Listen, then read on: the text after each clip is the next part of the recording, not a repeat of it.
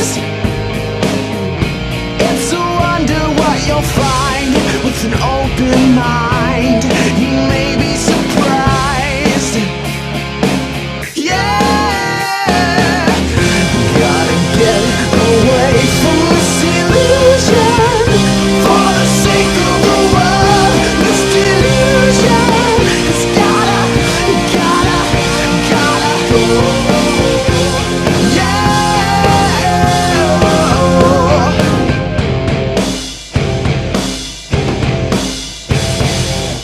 Hey everybody, welcome to this edition of the Atheist Experience. We are live. Today's Sunday, May 9th, 2010. It's Mother's Day, so happy Mother's Day. Hi, Mom.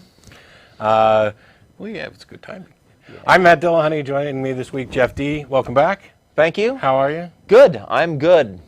We're generally good. Well rested, ready to go. Cool. Jeff's been eager to go since about 15 minutes before we got on the air. And since neither of us brought in anything specific to talk about, we'll probably jump into calls just as soon as the announcements are done. And I'm going to make them relatively quick. I know that last week Russell mentioned the AC elections were held. The information about that's available at the website. The Atheist Experience is a weekly call-in live television program out of Austin, Texas, sponsored by the Atheist Community of Austin. You can find out more about the show by visiting the show's website, www.atheist-experience.com. And you can find out more about the ACA by visiting our website, www.atheist-community.org. There's a frequently asked questions page there, as well as other ways to communicate, message boards, Yahoo lists. If you don't get through on the phones today, or if you don't want to, you can email tv@atheist-community.org, and that goes to myself, the co-host, some of the people behind the scenes. In addition to this program, the ACL also sponsors what is supposed to be a bi-weekly internet audio podcast, which is currently on hiatus. It's the Nonprofits, PROPHETS. You can go to nonprofitsradio.com for more information. Right now, all we're trying to do is figure out the best day for us to do it, because I now have Saturday conflicts and there's other scheduling things. The show is not dead. It's not gone. We're just in a transitional phase to get back to what we had before, and I'll make an announcement here just as soon as we're ready to start pumping out new episodes of that podcast. And in addition to the programs, the ACA also sponsors a bunch of activities throughout the week and month, including an Atheist Happy Hour at the Dog and Duck on Thursdays beginning around 7 o'clock. And after this program's over, we get together for dinner at at Threadgill's, 301 West Riverside Drive. We're on the air till 6 o'clock. We'll be down at Threadgill's around 6:30. The reason I mentioned Romeo's is because we have Sunday brunches every Sunday except for the first Sunday of the month at Romeo's on Barton Springs Road. And the first Sunday of the month is reserved for our lecture series, although last week's was the elections instead. Next Sunday, we will not be at Romeo's. So if you're used to coming down to Romeo's for brunch, instead, we will be at the Capitol here in Austin for the rally to give a little feedback to the State Board of Education that has been systematically destroying public education in Texas and around the United States, because what happens in Texas doesn't stay in Texas, unfortunately. May 16th at 11 o'clock, we'll be down there along with Texas Freedom Network, American Atheists, tons and tons of people from all sorts of different groups to stand in unison in protest against what the State Board of Education is doing. It should be a great rally, and we'd like to see as many people down there as possible. In addition to all of that, I have nothing. You're adding zero. I didn't bring my actual notebook that has my list of things that we should hit on. So how have you been, apart from good today? I am doing well. Working on a secret project with a partner of mine from years and years and years ago, but I can't talk about it. Great. Very, very busy. Secret projects. Yeah. Okay. I don't know what else anybody had to say. If I missed an announcement, you feel free to let me know or call in or whatever else, but we might as well go ahead and get started taking calls right off the way. We've got, is it Luca in New York? Yeah, hello. What's up, Matt? How you doing? Hey, Luca. Very good. I already called once, maybe a month ago, and I wrote you an email last week. Mm-hmm. And I basically have a story I'd like to share with you guys, but first I have just a basic question. I know I've looked up the New Testament when the actual timing of it being written, and I get the impression that it wasn't written any time before, like 50, 60 AD. That's the earliest it was written. But do you know of any like, reliable source? Can you point me in the direction of some book or some website about that? Because I want to be able to, when dismantling a Christian's belief about it being an actual testimony, I want to know what I'm talking about. Well, that'd be good.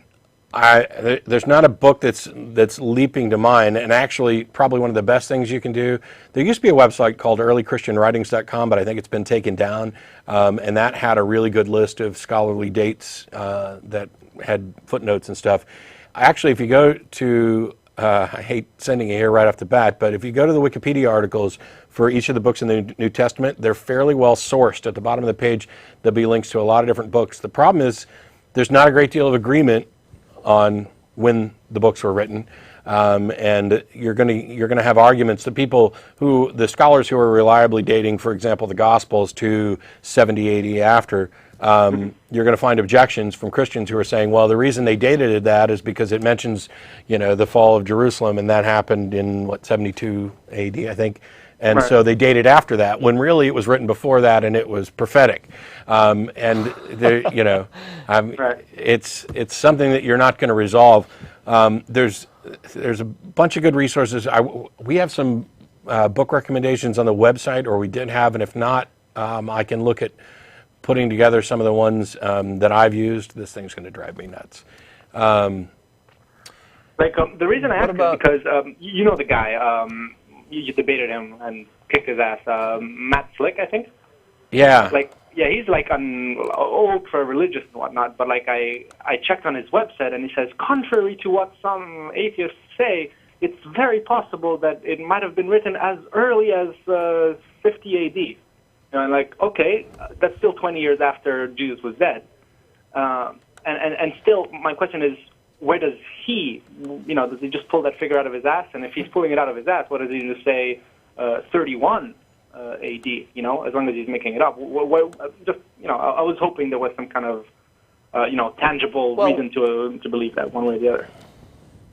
Can we recommend the Who Wrote the Bible books?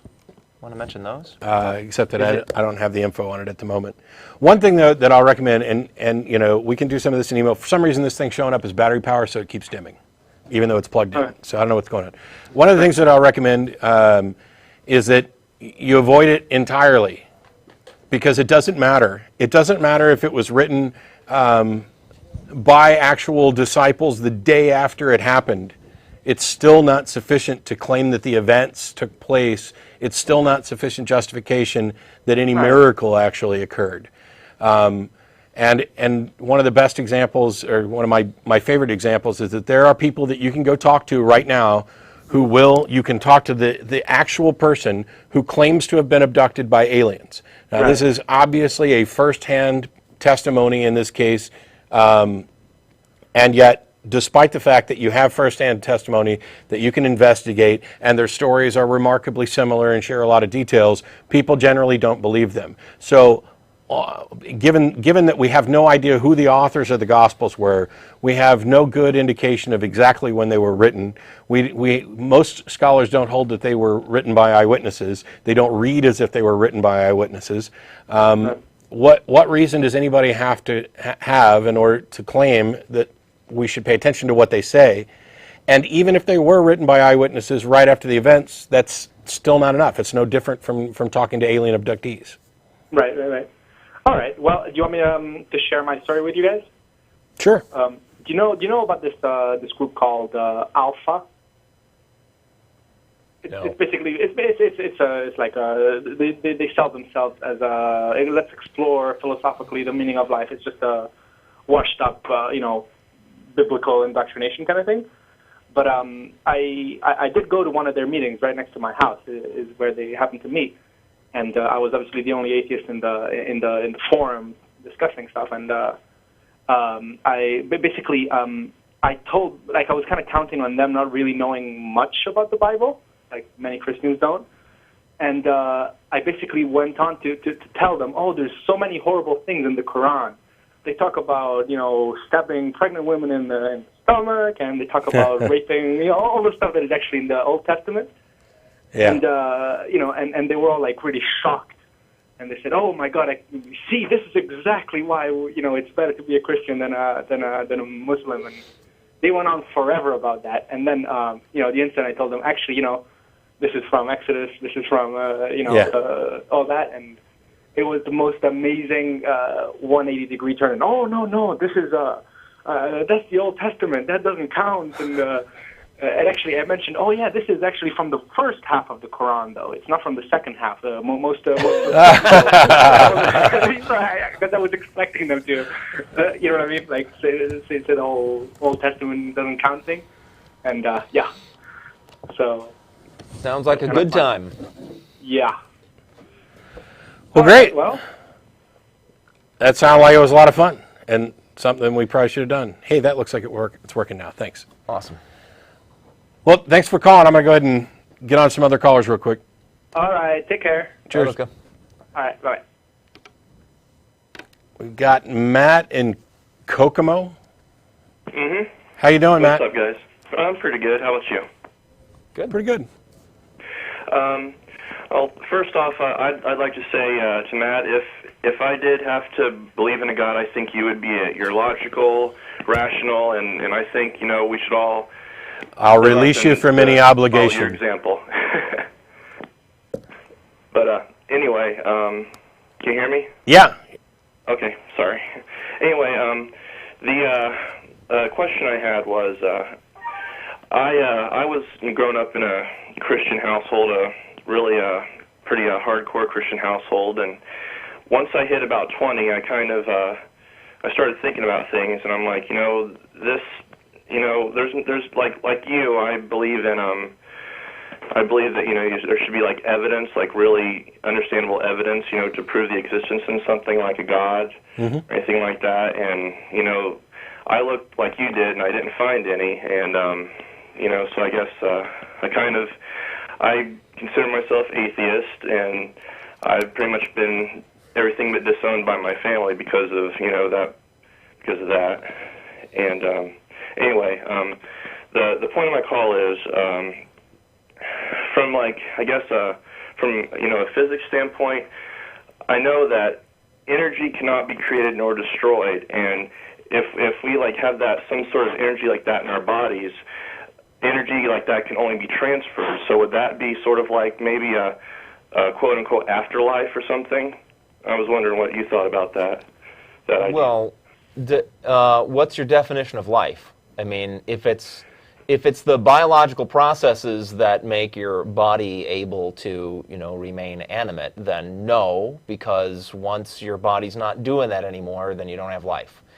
If it's the thoughts in your head, well, once the pattern of information stored in your brain is no longer functioning, then you don't have that either. Mm-hmm. So I would say no.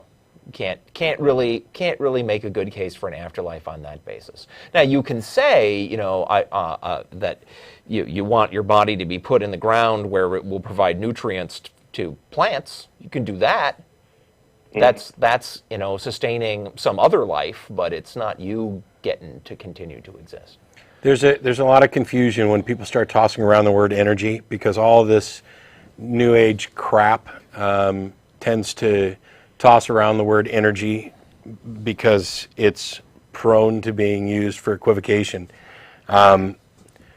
Yeah, there's energy and matter. So what? It's like, does a battery have an afterlife once we've drained it? The thing, what Jeff was pointing about, how you define life.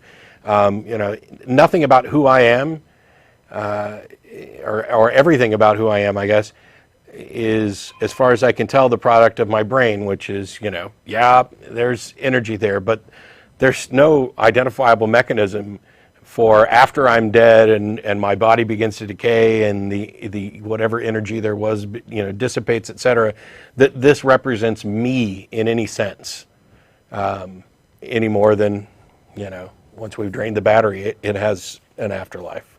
Yeah. I think it's more word games than anything. I mean, one of the one of what I think is the best arguments against the existence of a God is that we have no evidence whatsoever that any kind of consciousness can exist apart from a physical brain.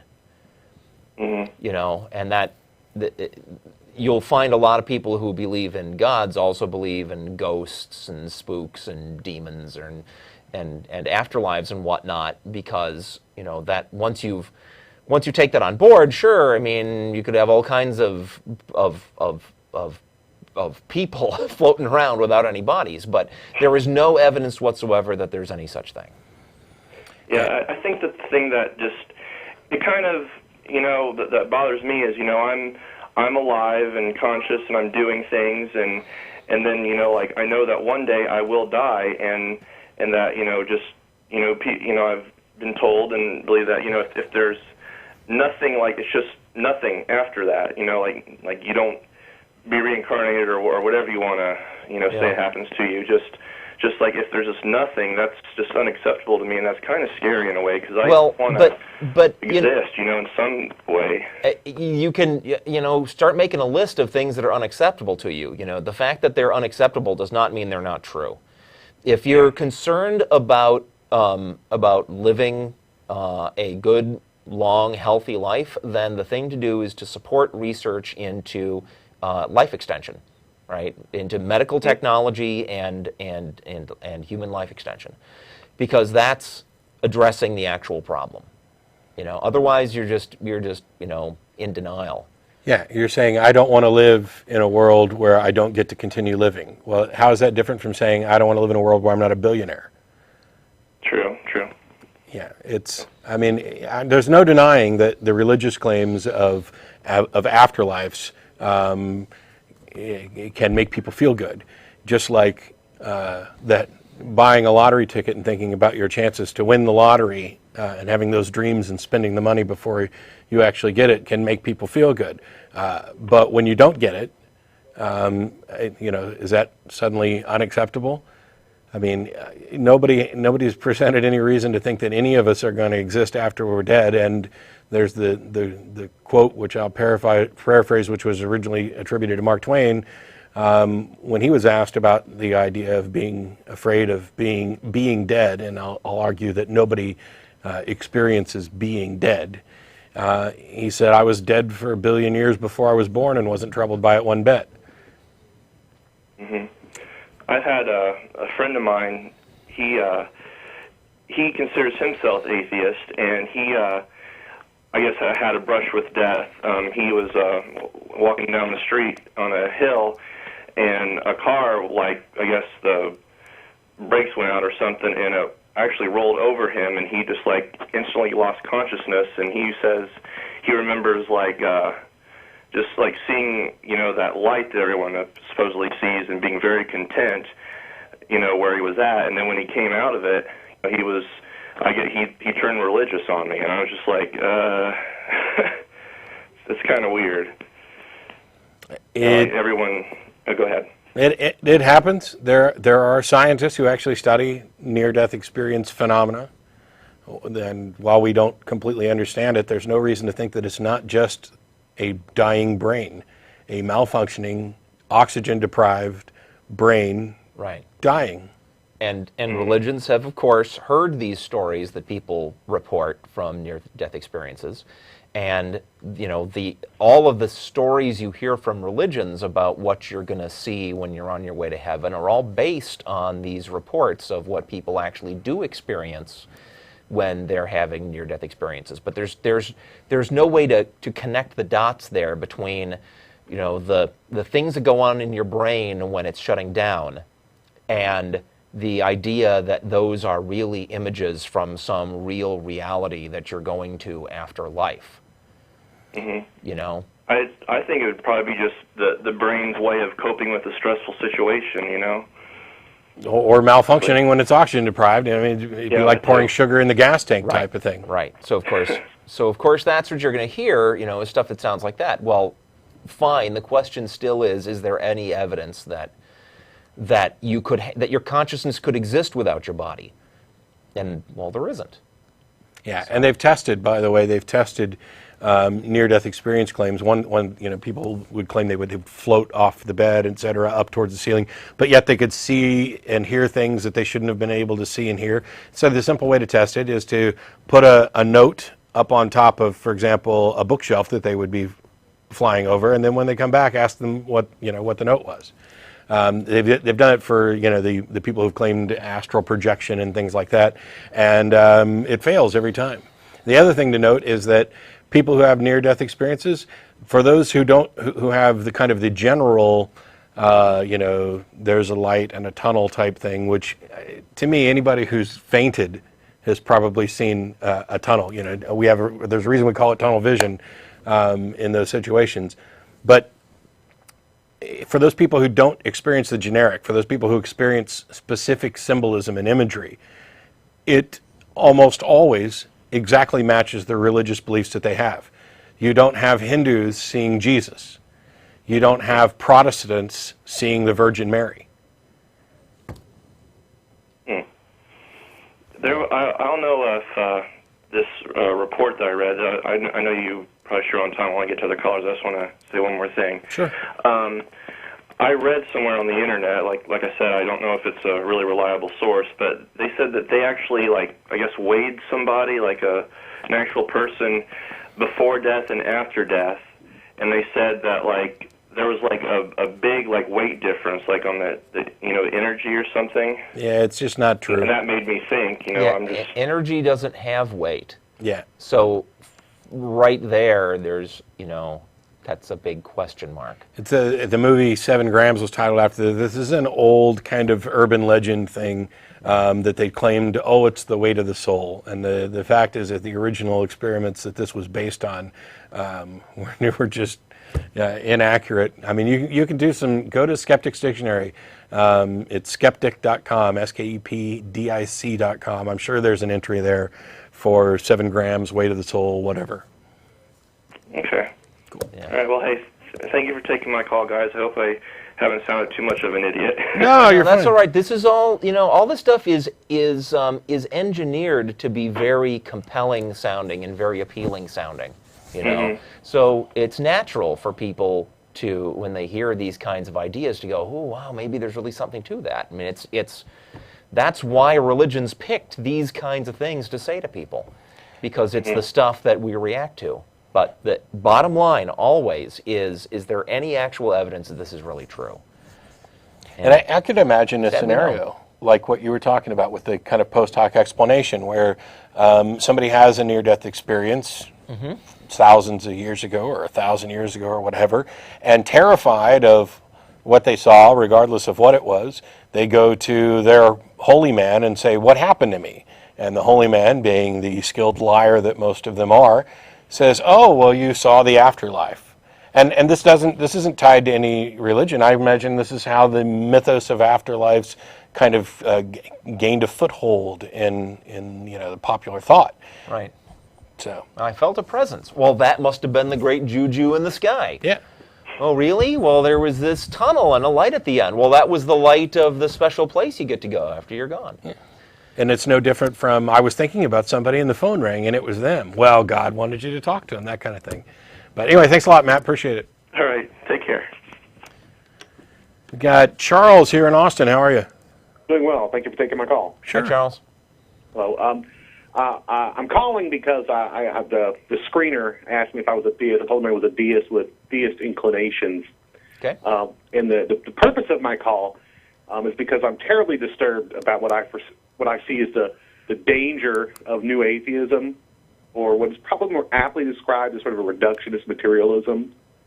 And I think it's very tangible, not like spiritual, I'm going to be sentenced to hell sort of danger, but a real material danger, if you will. Okay, and what's that danger?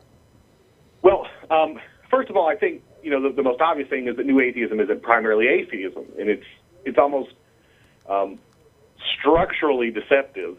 I think atheism in and of itself is sort of vacuous. I mean, it doesn't really propose anything like you guys often claim. Sure. But there's something interesting that when you say will you please tell me what the your belief is, or based on the reasons or your proof that God exists? Because we're really a refutation of an ideology rather than an ideology in and of itself. That really presumes to have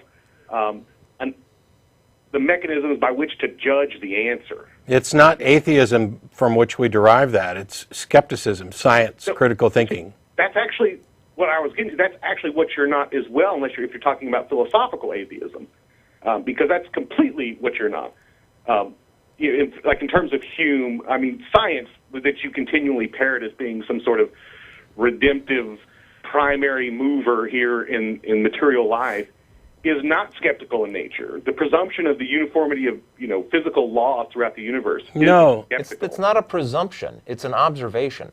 No, it's not. When is the last time you observed? From what he's talking about, being on this planet. No. It's a practical assumption. It is a practical necessity. But it is not skeptical. Science is the godfather of skepticism. Okay, I am a Hume follower. My point is, if such a thing made any sense, my point is that science, well, I don't want to get caught in equivocation here, as it is done, is applied skepticism. No, you're using the word in a different sense, in a very modern, loose sense. Yes, because I don't live in the 12th century. But not the sort of rigorous skepticism that most people assume you're talking about. It absolutely is. Hume was not proposing incredulity. Hume, I'm sure you're familiar with the induction fallacy. Excuse me. I'm sure you two guys would love to have a long philosophical debate about this, but you called the show to say there was a danger. And I asked you what that danger is. Okay. Tell me what the danger is. The danger is that reductionist materialism seeks to deprive us of the mechanisms by which we would defend ourselves from certain pseudo-modern horrors that maybe Ray Kurzweil or other reductionist materialism would like to perpetrate on humanity, like uploading the entirety of the human race into some massive computer because humans are really reducible to physical structures. And those are dangerous assumptions. Why is it dangerous? Why is an idea dangerous? I mean, he's not. It's show me a guy who's certainty. Any idea can be forced on people, and then you can call that activity of forcing that idea on someone dangerous. But the idea of dangerous, or is it not dangerous? It's not true. Okay, how's that? That's not what I said. I said, is it dangerous?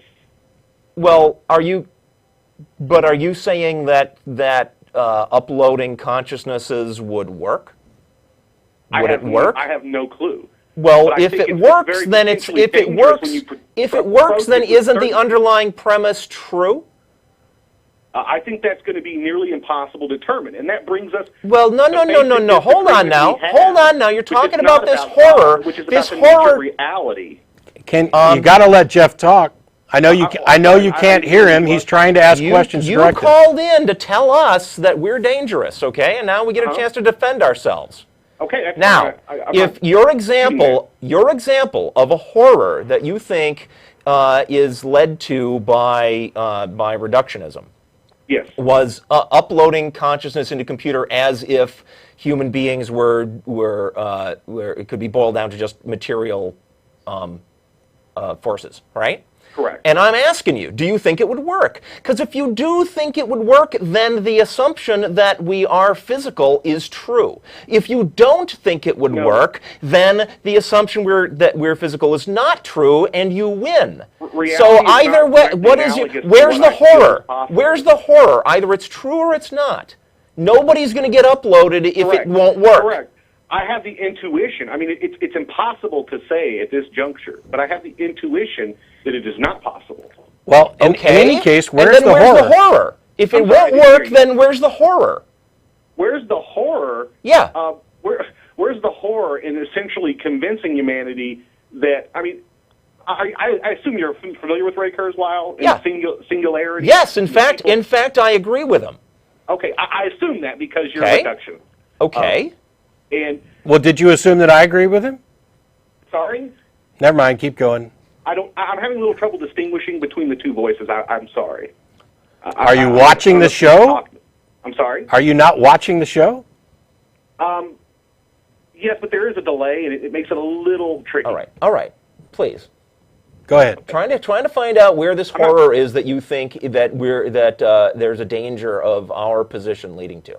Well, if it's wrong, is it good to suppose that uploading Grandpa onto a computer is harmless? If it's wrong, I mean, if it's not true that it could be done, then that idea will last only as long, only until it is discovered. Hey, this doesn't work, and then the idea is finished. I think we might be structurally prevented from that discovery. I mean, how would you know? Then there can't be a horror. If there's no uploading because we can't get it to work, then there's no uploading. Where's the horror? No. You misunderstand me. I don't think the uploading is possible. You're just turned off by the idea. That's supposed to be uploaded is possible.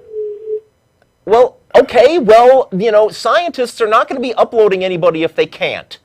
No, right? Right? I think you're misunderstanding me. I'm sorry. Okay, try again. I think what I'm saying is I don't think the creation of this structure that would, let's say we have this human-level intelligence that's recreated with the same memories, the same structure, the same capacities. Yeah. I don't think that's sufficient to say that person was uploaded. I mean, I think you could. It's conceivable to me that you could create. So the horror is the horror. Let me see if this is correct. Tell me if I'm wrong here. Right? What you find horrifying is the idea that a human being's mind could be exactly duplicated, and you personally would be creeped out by that because you have an a priori assumption that that's not how our consciousnesses work. Therefore, you'd be creeped out by that copy of Grandpa. I don't find that the process itself to be disturbing. I find the assumption that, as Ray Kurzweil says, that it will be us, that this future sort of... Right. That's what he just said. Right. That's exactly what I just said. Okay, you have an a priori assumption that can't be us, and so if they make a thing that seems to be a priori suspicion. Okay, fine. I'm certainly not sure. Fine. Well, what do you freaking do? So you called us to tell us that what we're doing could lead to horror, and the horror is an a priori suspicion you've got. Well, congratulations. No. Congratulations. You can join the people who thought that automobiles were terrifying because it must be physically impossible for our bodies to go more than 25 miles an hour. Dude, that's where you're coming from. The other thing is that... It's not where I'm coming from. Yes, it is. Hang on. Hey, Charles. The other thing that I find asinine about this entire conversation is that I haven't proposed that idea at all, and it's not something that is, while it is consistent with, it is not in any way dependent upon atheism. I agree, but what does happen? Well, then I'm right. So what's your point? No, but what does happen? The problem is that you're really forgetting what I've said. Is that the whole discussion seeks to deprive us of the mechanisms by which we might defend ourselves. And let me take Michael Shermer as an example. What are you defending yourself against? I see, that's the thing. The only horror you've mentioned is the horror you're going to feel because of a suspicion you have. That's it. You want to be defended from that? Go ahead and believe whatever you want, dude. Nobody's telling you you can't continue to believe that our bodies are animated by spooks. Whatever you want, you scream it at me. Dude, can I make my point? I'm sorry. You're saying that we're running the risk of depriving you of the ability to defend yourself against challenges to your notion that our bodies are animated by spiritual spooks. That's the straw man argument you're presenting. Explain it then. Explain where you're really coming from. I'm sorry? Explain where you're really coming from then. I'm afraid in this pseudo-modern generation, and the modernists being those living in the time of social Darwinism, and sort of this resurgence in faith on both sides, in scientism, are going to commit the same things that would naturally follow once you have the presumption that humans are merely structure, and it becomes. You're wrong. Stop, Charles. Stop, Charles. Charles, stop. Please demonstrate that it naturally follows from the idea that humans are merely material what you can do. How do you get from that is to the ought? Okay, then If I No. reproduce this material No. in the structures, I Charles. reproduce the person. Charles, don't Yes. do an okay. I asked a question. I'm answering your question. All right. How do you get from the is to the ought? I'm sorry, I did not hear the last part. How do you get from the is to the ought? No, it's not the ought. Yes, It's you not are. the You're saying ought. it's a necessary conclusion from it. No. You see, here's what you're saying. I'm saying is that the argument is that there is no difference. So there isn't an ought. It doesn't matter. No, the argument is not that there is no difference. Nobody, Okay, no, well, nobody, then we have well, another Charles, understanding. Charles, Well, I'd be happy to defend the transhumanist position since I'm a transhumanist. Be happy to defend that. That's what he's going after. Though it's No, just that's it's just not really not what I true, wanted to go Charles. after. Not What I all wanted to go atheists after are is the way you Charles, may we speak on our own show, please? I think not- you're having no problem speaking. Charles! Go ahead. It is not true that all atheists are transhumanists. I'm I one. didn't say they were. I said reductionists generally are. I started out by saying Charles, that you're not primarily Charles, atheist. you are free to continue to believe that there's something else going on besides the I physical know there's something else going on. Would It is you not- please stop interrupting me, or we're going to hang up on you? Okay, go ahead. All right. You are free to continue to believe that there's something else going on besides the physical function of our brains. You're going to remain free to believe that. Why would you not? That's What are not you my afraid concern. is going to happen? I'm sorry. Are you asking What are you? me now? Can I I'm talk? asking. I Yes, don't I'm asking. Ask you a question. What are you afraid is going to happen? It's not about what I'm afraid is going to happen as a direct result of that. I mean, I think you're really misunderstanding me. What I'm saying is that once you deprive me of the mechanisms to defend against that, like things like mind, love, non-material things that people I'm not generally take for granted. May I? May I? it Excuse becomes me. increasingly Excuse me. Just difficult correct to you for a address second. it. Hey, We're Charles. just mechanisms. Charles. We're just machines. Charles. I'm sorry. Not Okay. depriving you of love. Not depriving you of any of those things you just listed. Not a one of them. Well, They are, in fact, that's what I was going to say about Michael Shermer. And I'm sure you're familiar with and by the way, atheists are not depriving you of anything. Atheists are pointing out that you already lack the ability to prove the things that disagree. you seem to want to prove. I disagree. And like I said, Yes, that- well, okay, I'm sorry. fine. And you're calling our show and telling us that we're dangerous You are because dangerous. you disagree You that are dangerous when because we you're point out Bulgarians, you're Philistines, you are exceedingly practical scientism. no, not scientism. answers. I mean, Scientism. You don't it's get to so just inept make up in words in conversation. order to has he? knock down straw May I men. ask? I just want to Matt verify. Dillahunty, Has this Matt caller Dillahunty, there's a show insulted that us you can- enough? Has this caller insulted us enough that we may now insult him in return? Probably. I would but very haven't much like actually- to. You don't Probably. even really let me tell you my argument. Charles, You haven't got one, dude. That's hang the on, problem. Hang on. Everybody stop. Charles, a minute ago, you said that you know Yes. that humans are more. you- No, that's not what I said. I said I know that there are non-material things that the material structure doesn't allow for, that I know. Okay. How do you know this? Because I've had direct experience with them, as have you. Would you like the example? Sure. I'd like an argument, not an example. Okay, well, I take it for granted that you've read a novel. Yes. Okay, where was that novel located when you read it? In my hands? Well, that's where the text was. That's and I'm correct. making the distinction between... That's correct. I had a conceptual Oh, good grief. perception I don't- of the I don't- novel. Go ahead. It don't- existed only as a physical brain state. And if you think there was more to That it... isn't sufficient. it- That it- isn't sufficient because... How do you it's know it's not reducible to that. sufficient? How do you know it's not sufficient?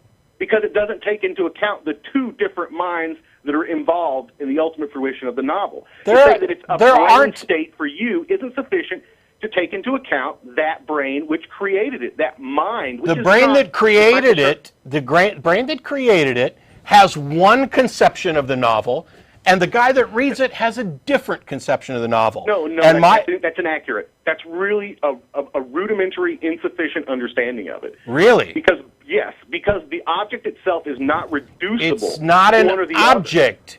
It's Let me say this: tree, Matt Dillahunty, tree. What just happened?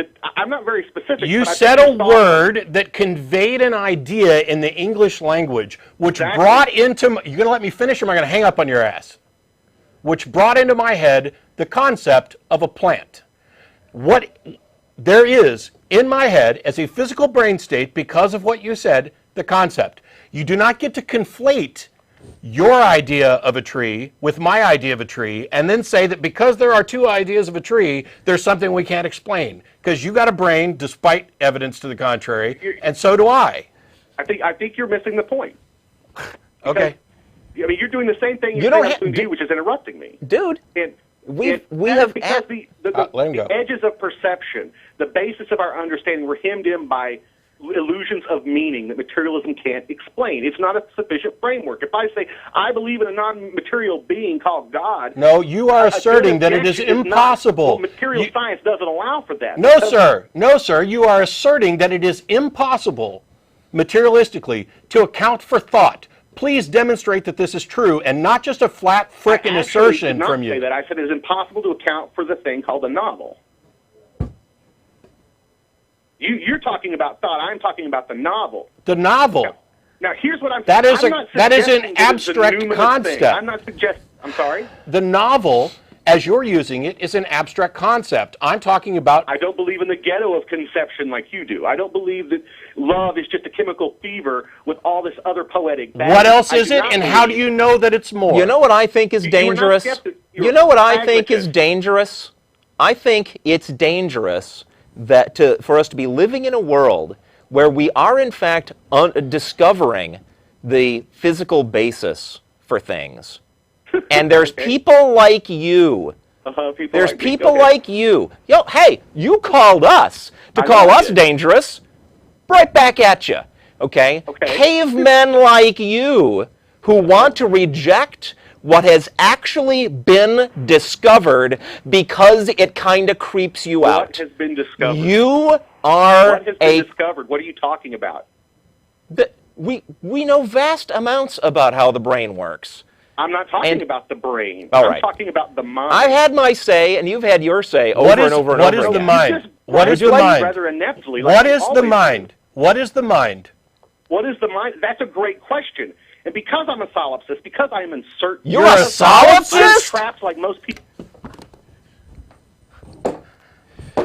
Why didn't you start? If you're a solipsist, we're all just figments of your frickin' imagination anyway, so why don't you stay home and mentally masturbate instead of calling and wasting time on our show? Ask yourself why you're imagining, a couple of guys like us who are going to sit here and argue with you. If in fact, the entire universe is just, an imaginary creation of your own. Yeah. Wow. Until you actually demonstrate that something that you want to label a mind actually exists as a thing, now you're just talking about abstracts, and it's a waste of our time, which is why we went round and round. Enough of that. Yeah, I didn't go far enough. I think it's dangerous to live in a world with like nuclear bombs when there's solipsists running around loose. It's dangerous that you guys are actually in favor of investigating to discover the real versus the unreal. Well, sorry, some of us give a damn. Hey, hi. Delay. Sorry we intruded on your phone call. Thanks for tolerating that. What can we do for you? Hello, this is Ed in Louisville. Hi, Ed. Yeah. You're on. Great. I was going to talk about the Kentucky Homeland Security lawsuit. Kentucky seems to be one of the states that's giving Texas a run for its money in bad Christian policies interfering with the government. Yeah. Okay. Can you quickly summarize what's going on there in Kentucky for our viewers who might not know? And me, the Kentucky Homeland Security lawsuit, after September 11th, the governor, in a yearly report, has to acknowledge security of the Commonwealth is dependent upon Almighty God.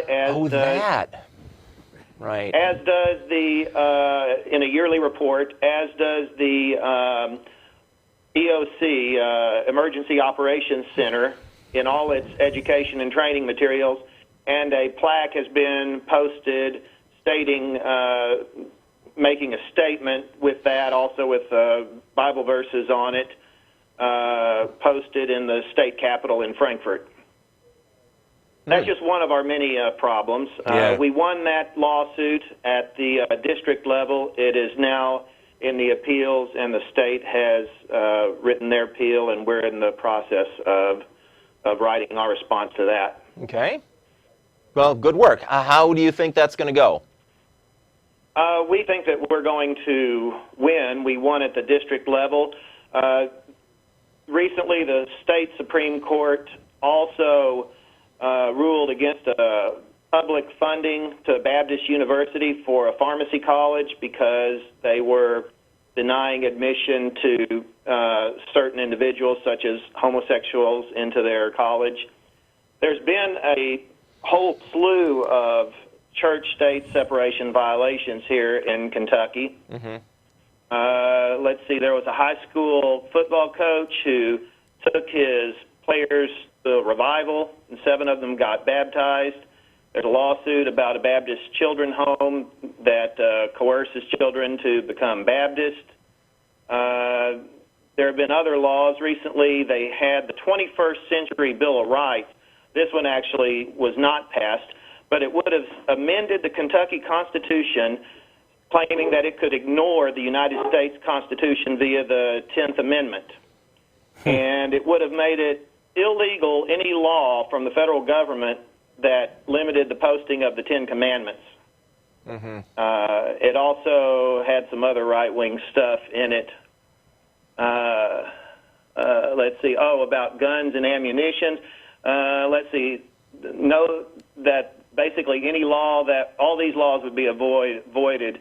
Any law that should compel certain persons to participate in health care systems, provide abortion service, surrender firearms, prevent, it has some things about the coal industry that's kind of local, posting the 10 Commandments, actions motivated by sincerely held religious belief, and those are some of the main things. But basically, it sounded to me almost like this amendment would have had Kentucky leave the Union.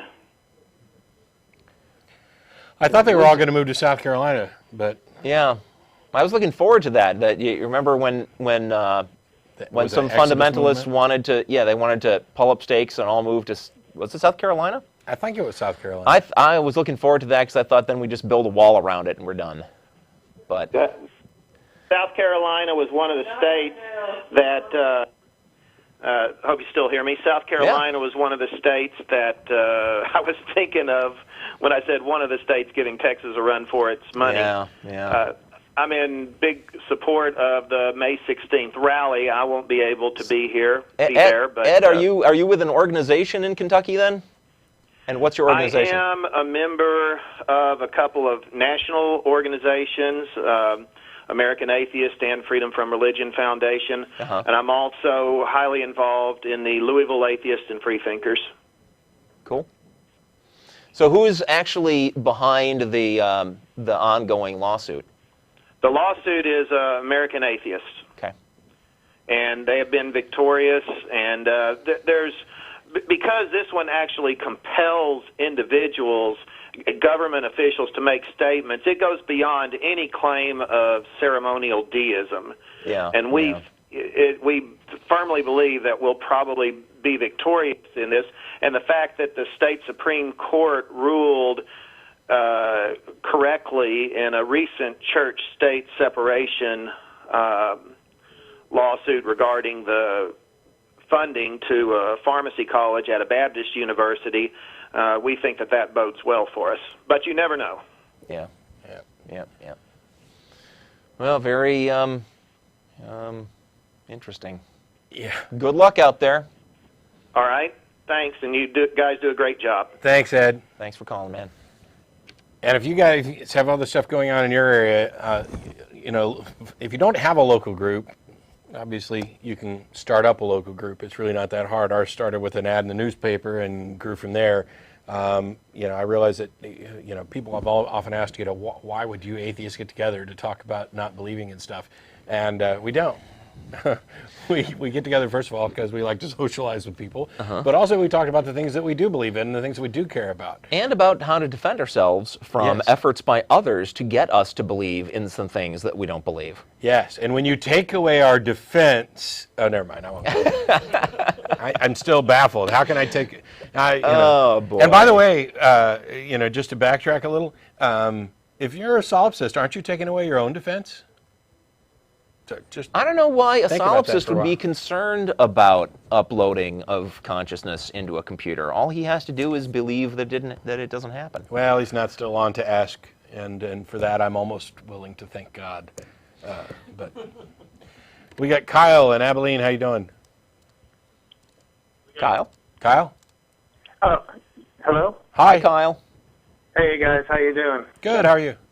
Man, it's truly an honor to talk to both you guys and the rest of you too, man. I've been trying to get in there and talk to you guys for quite a while, and I haven't noticed you guys have had a caller from Abilene ever. But you had a caller a while back that you were arguing with about abiogenesis, and right as the call ended, you said it's been done, creating life from non-life. Go look it up.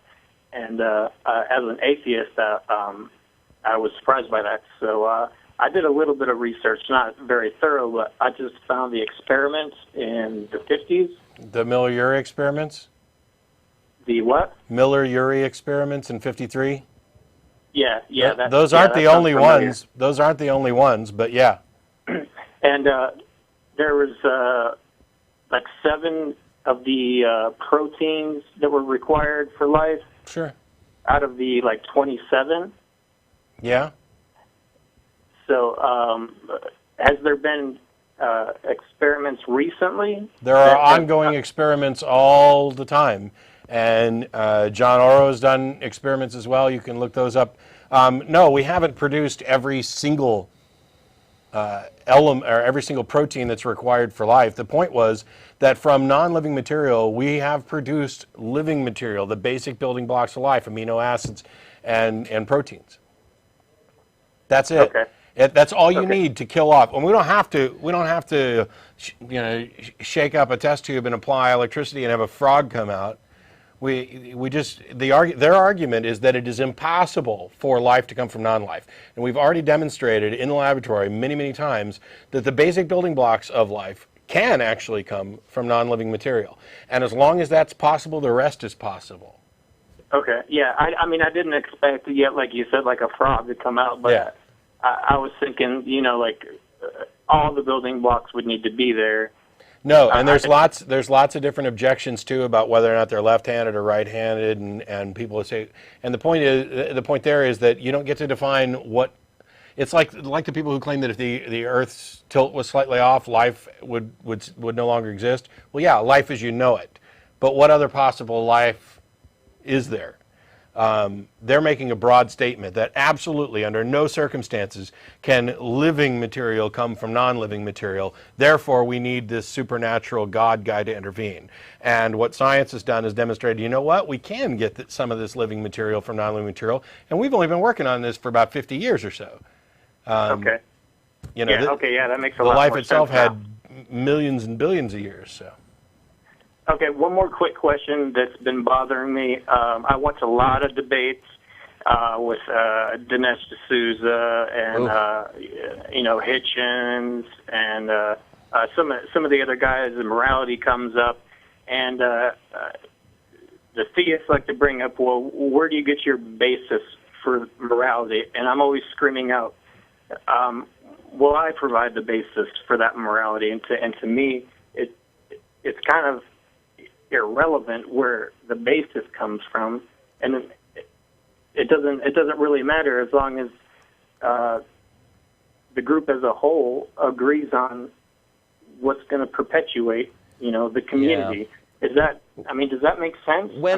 I find that, when I hear religious people talking, asking about a basis for morality, what they're really asking is an authority for morality. That's what they're really getting at. It's like, well, we can tell them all kinds of stuff about how, well, we observe the world around us and we see what kinds of consequences come for our actions, and we decide then on the basis of watching what the actual consequences are, we decide what sorts of ways to behave are productive and which ones aren't. And what they're really asking is not, it's obviously not what the basis is, because that would be the basis. What they're asking is, Who died and made you God? That's what they're asking. They say, well, it doesn't matter. You can't. We have this imaginary friend who is so smart that everything he says about what behaviors are right and wrong is automatically right. How can you be automatically right? You can't. Therefore, you can't provide a basis for morality. Well, how do you respond to that? Right. They say, you can't. You can rape somebody because it's just molecules in motion, and it doesn't. That's neither right and nor wrong. Apparently, they're living in a universe where raping people leads to good consequences. Yeah, this is the same thing that a previous caller was trying to do as well. The claim that if human beings are merely physical matter, then everything is up for grabs, and it all goes out the window, and rape is just molecules in motion. No, it's more than that, and the reason is because we've defined it and declared it to be so. We, as thinking, caring, empathetic human beings who are alive and who share space with others, we have gone and over the course of time constructed this kind of ethical this ethos about what we think is right and wrong, and it's from very simple beginnings. I'd rather not be dead, so I'm going to say it's wrong to kill me, and it's in my best interest to surround myself with other people who think it's wrong to kill them. Right, and you build but where up do you get the authority to make such decisions? From us. Absolutely, and what I don't understand is why is that not good enough for the theist? Because as soon as it's possible for human beings to have authority over stuff like that, it dethrones their God. Not only that, but it dethrones them. Right now, right now, they're in complete agreement with their God, or one could argue that their God is in complete agreement with them. And as soon as you open up the possibility that they might be mistaken, that's catastrophic. As long as they've got God on their side, they can't be wrong. Boy, that's got to be comforting, but it doesn't make it true. Okay, guys, I really appreciate it. Sure. Thanks, Scott. That's all I got, man. Thanks for your call. All right, keep up the good work. You too. We'll try. Is it Bilal in Irvine? Bilal. Bilal, how you doing? You can call me Bill. Bill. Yeah. You're completely Americanized. Really? Okay. How are you, Matt? I'm fine. How are you? I'm very good, thank you. I just have been following your show for quite some time, only recently, and I came across. I tried to call you last week on Sunday, but I believe I was a bit late. And today, I thought I'm on time, so I just called to ask a few questions, which I have had in mind for quite some time now. Go ahead.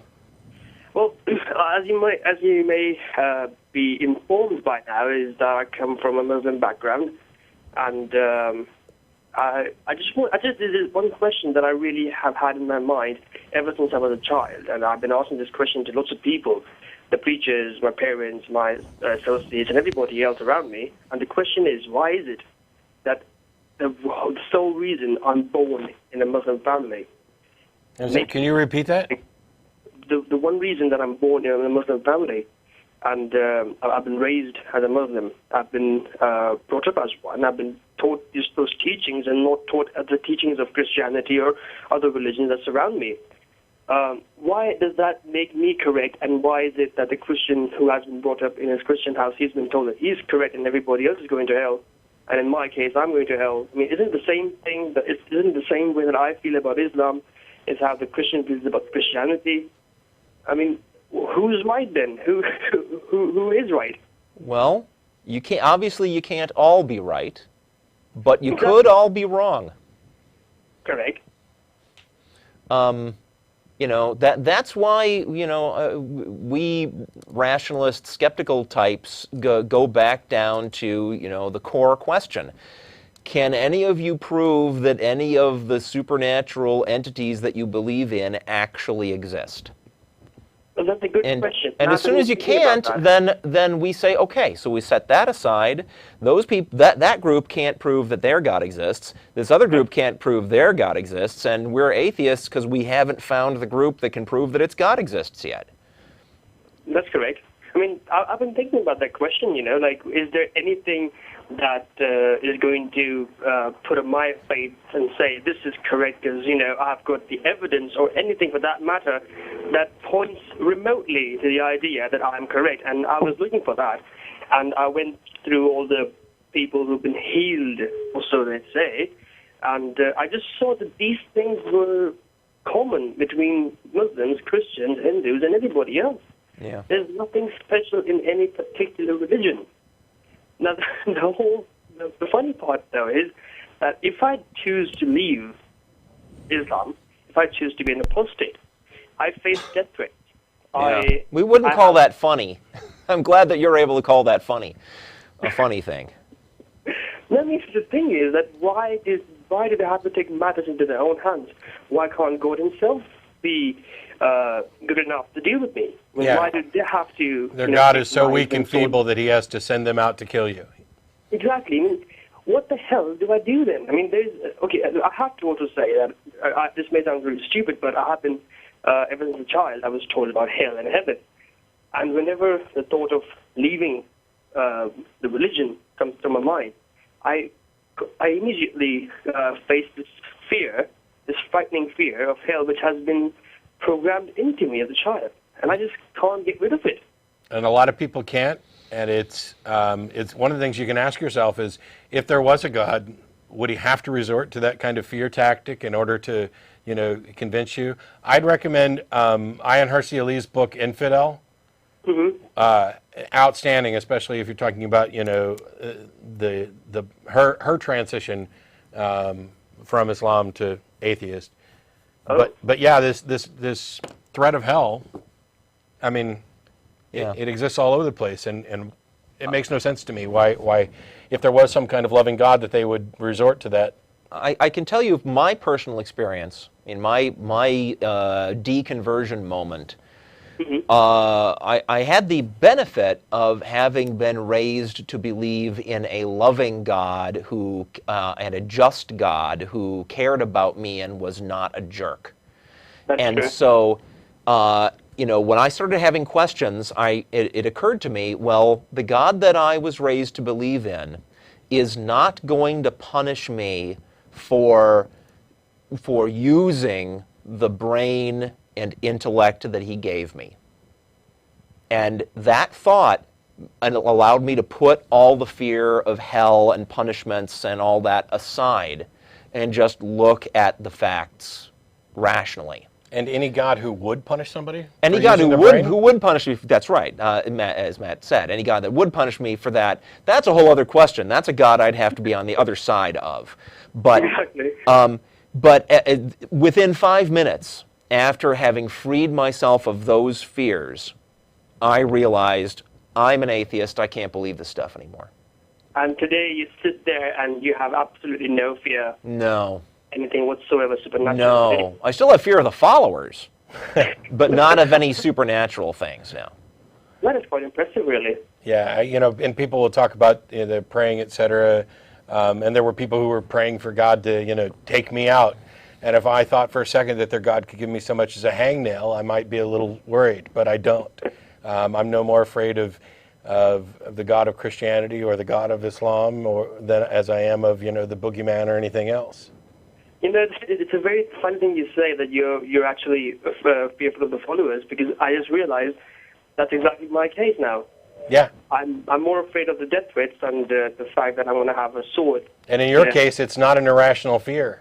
I mean, there's a reason why Ayaan Hirsi Ali runs around with bodyguards all over the place and has to cancel some speaking events, because she gets death threats and they're real. Now, whether or not your family or would actually follow through on it, I don't know, because I don't know your family.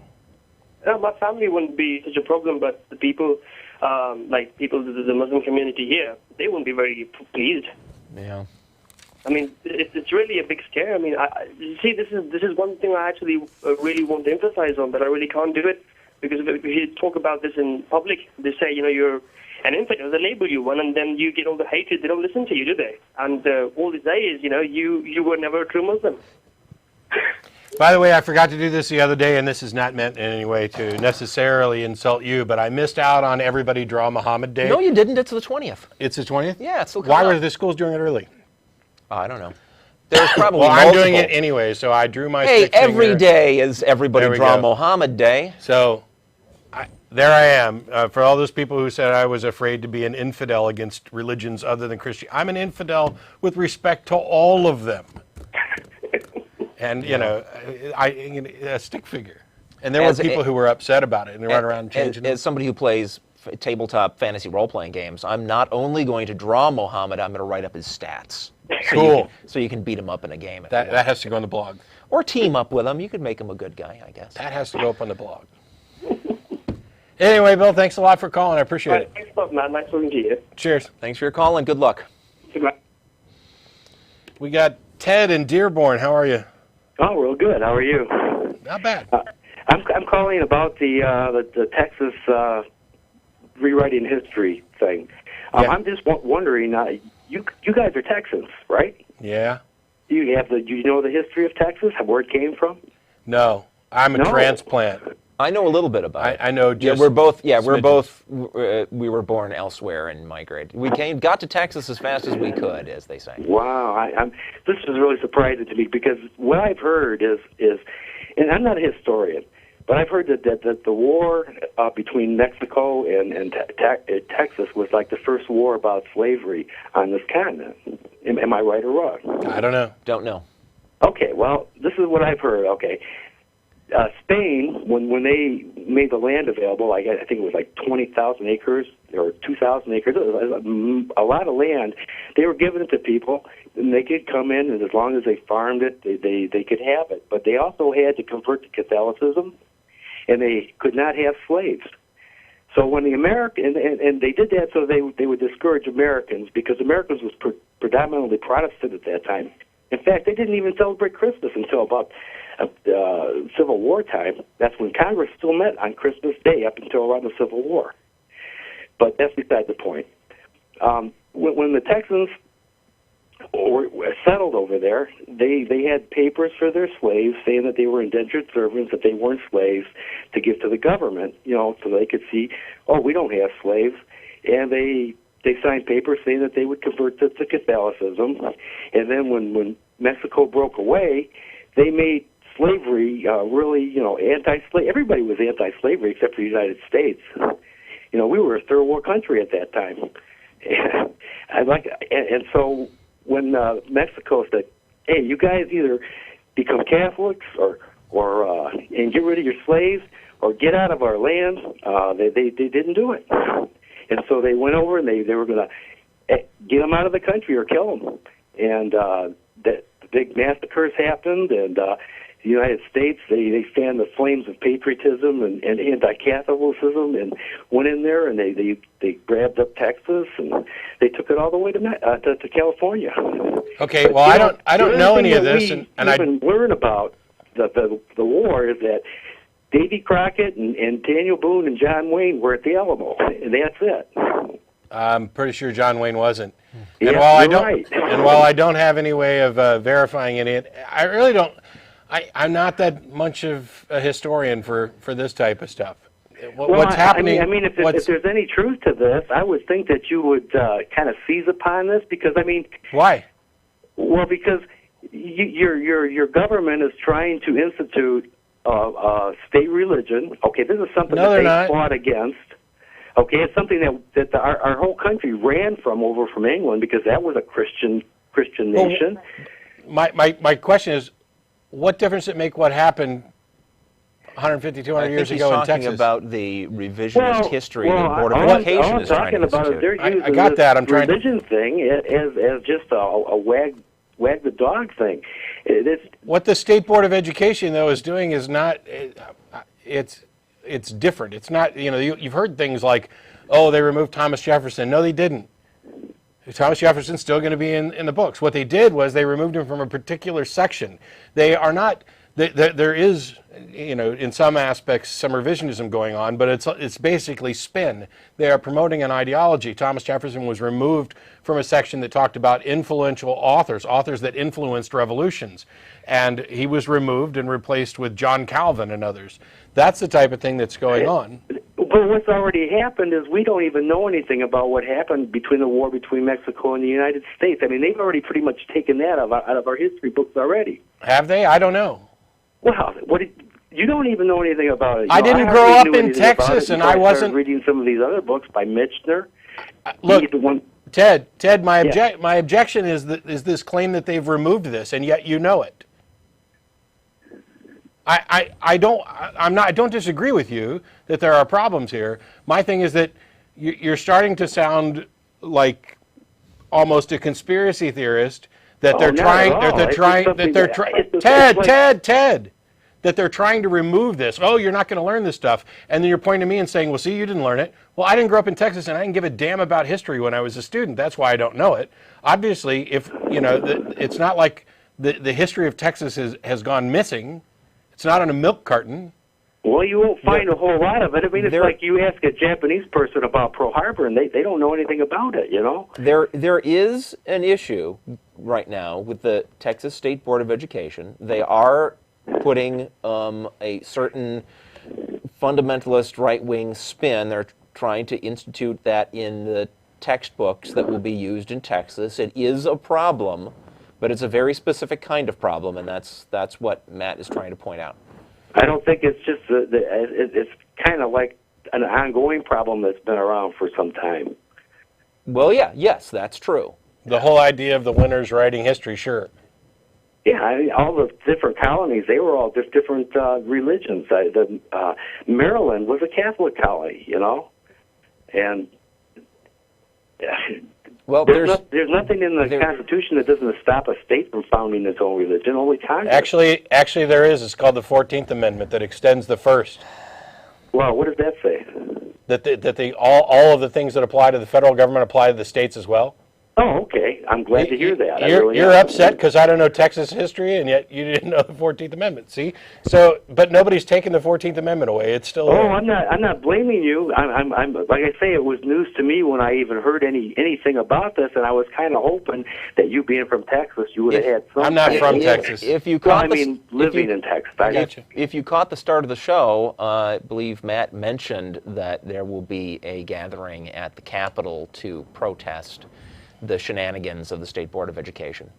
We're not unaware that there is a problem, and we're doing all we can. Yeah, it's just that there's limits. I mean, these are elected officials, and then one of them gets appointed to be the head by the governor, and then they go and make decisions virtually in a vacuum. They can pretty much say the hell with what everybody else thinks, because that's exactly what they've been doing.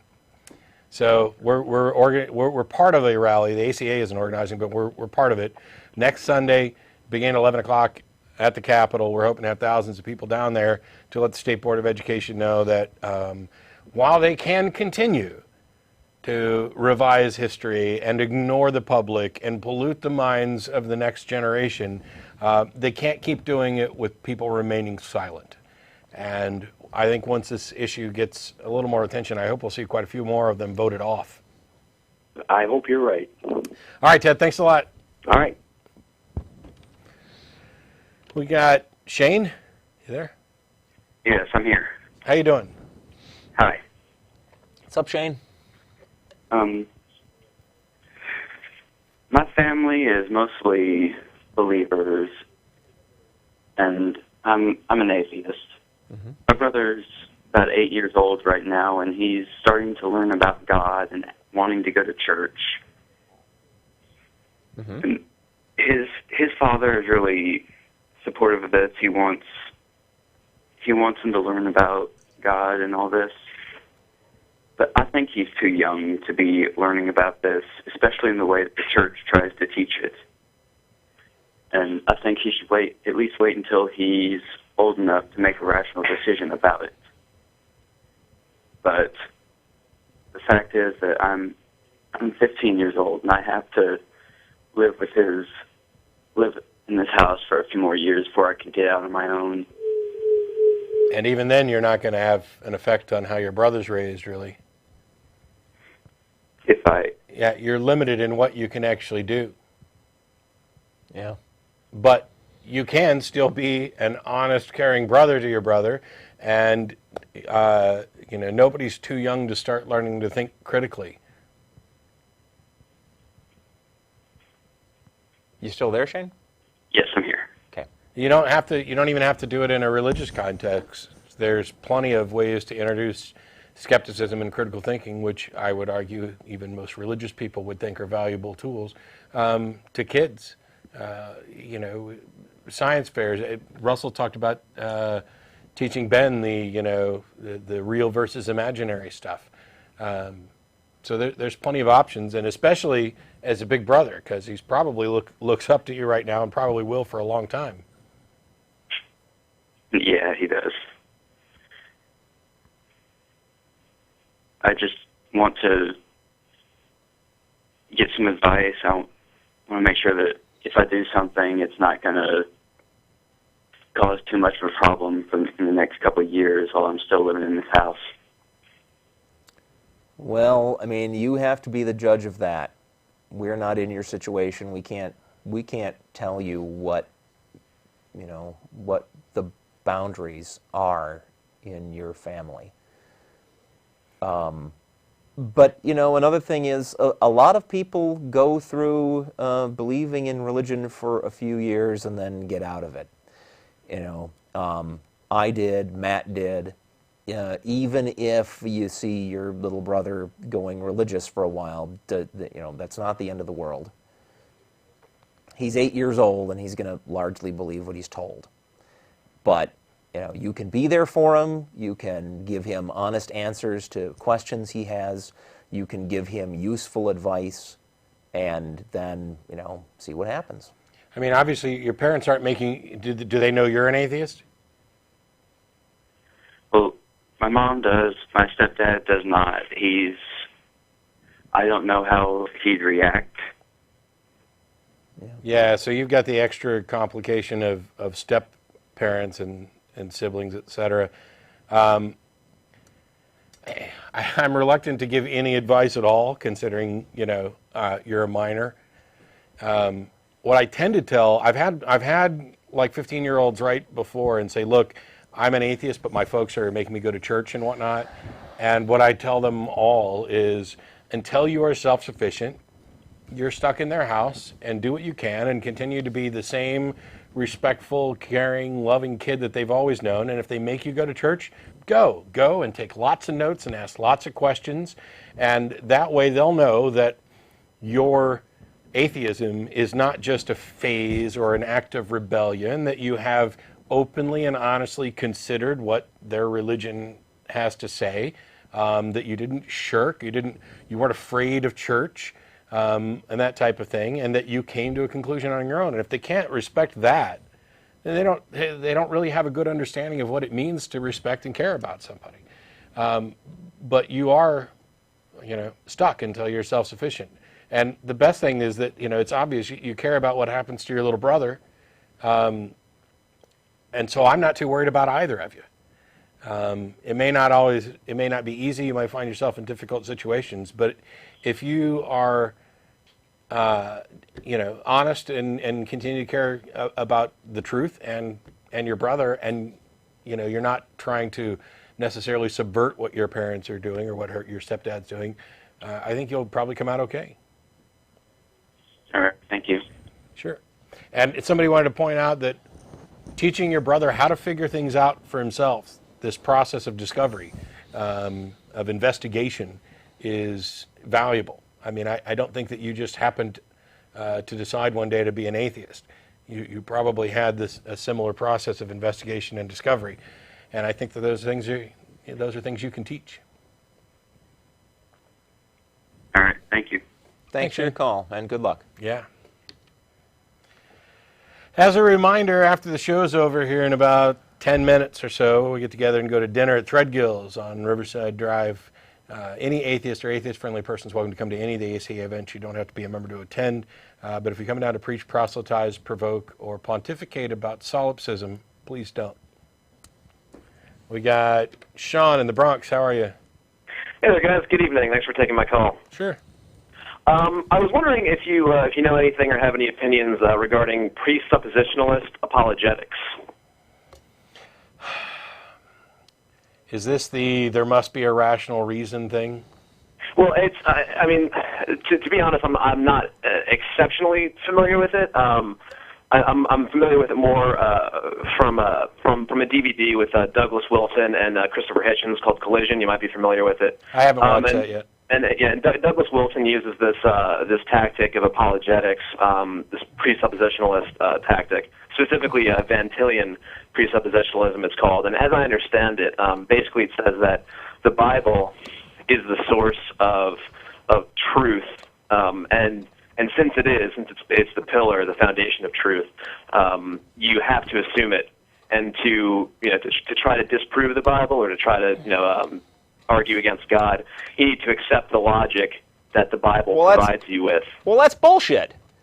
Yeah, well, I mean, you can't just start an argument by saying. I wanted to see what you can't just start an argument, and that doesn't surprise me, Jeff. They can't. It's an audio problem with it. You can't just start an argument by saying, here's the book I'm going to defend. This book is the source of truth, and therefore, if you disagree with it at all, you're wrong. That's not an argument. Yeah. Right. Well, that's bullcrap. To play Douglas Wilson for a second, what he would say is, the atheist will say, well, you can't use the Bible to prove the Bible. So then Douglas Wilson will say, well, you can't use logic to prove logic. Oh. Except that he's wrong. When you use logic to prove logic, he'd say, well, you're just opening up your Bible to prove your Bible. That's a category error. A book is a book, right? Logic is a system. Right. It's not the same thing. You can't throw out one if it's pointed out to you that you have to throw out the other. Yeah, it's silly. Start to finish. First of all, the claim that was that logic. I mean, not only is it a category error, but to deny logic. I mean, like there are certain axioms that you just can't deny. Biblical or not. Because it's the whole definition of an axiom is that in order to disprove it, you have to assume it, and so there are things that, regardless of the Bible or not, you just can't. There's a difference between axioms that you have to accept in order to get a system like logic to work, and axioms that you are told that you have to accept in order to swallow the rest of a book like the Bible. And I actually don't buy the axiomatic. I actually don't buy the axiomatic anyway. I think that it's the logical absolutes are self-evident. And by the way, those logical absolutes came from somewhere. They weren't handed down by the gods to Greek philosophers.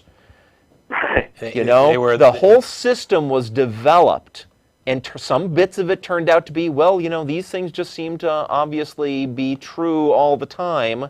So we're going to operate as if those were true all the time. And even so, as logic was being developed, there were discoveries, there was research in logic and development of the system. It didn't get handed down on golden plates from angels to the first philosophers. Now you could say you can't say that about the Bible. The Bible's supposed to be a thing that was like blah. God said blah, and there it was. Right. Yeah. Well, I guess if anything, it seems that that kind of this presuppositionalist argument is kind of the whole. Where do religionists come up with these terms? I mean, the very word. I have enough problem with the term apologetics. I'm not. Yeah. The Bible is not my field. Right, but why would you call the effort to defend this stuff apologetics? It sounds terrible. With the Bible.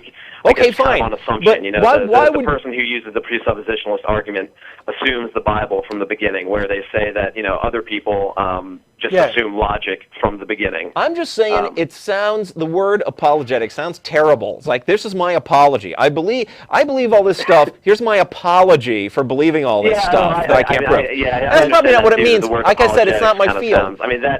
I don't really criticize him for that because presuppositionalism. I can't hear you interrupting him. Okay, but presuppositionalism. Why not just call it a priorism? Right. Yeah.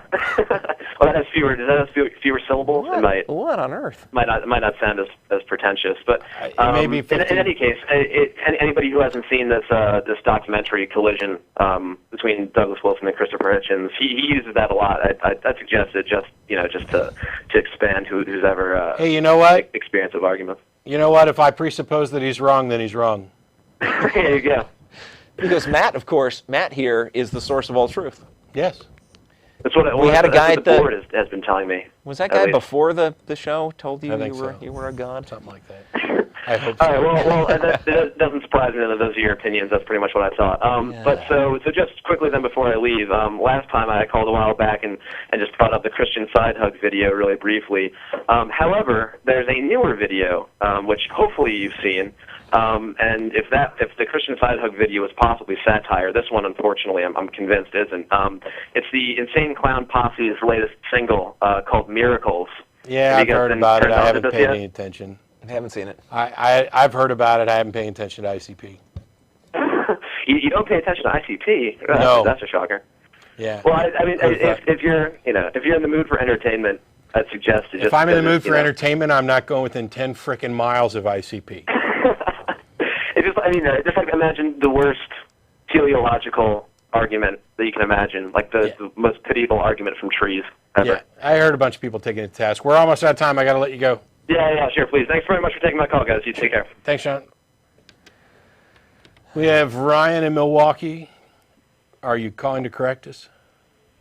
Maybe. I think when you hung up on the guy who was a solipsist before, and you guys said that solipsists only think that they exist.